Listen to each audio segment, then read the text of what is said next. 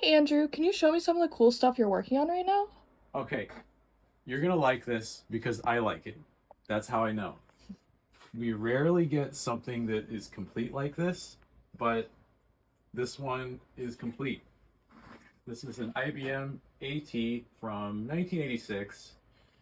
It has an 8 megahertz processor, 20 megabyte hard drive.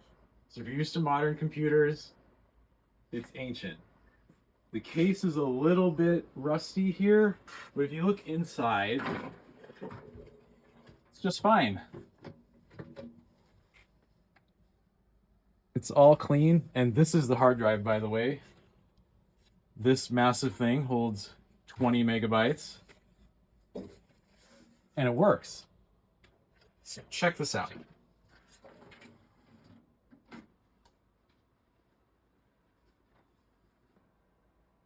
This is IBM DOS. This is not what it would have normally had. It just makes a fun demo.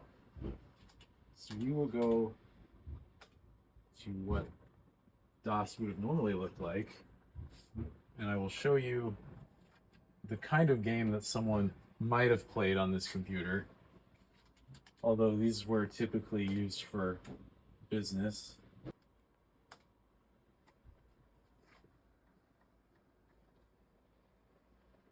And this is back when having a color screen was a really big deal.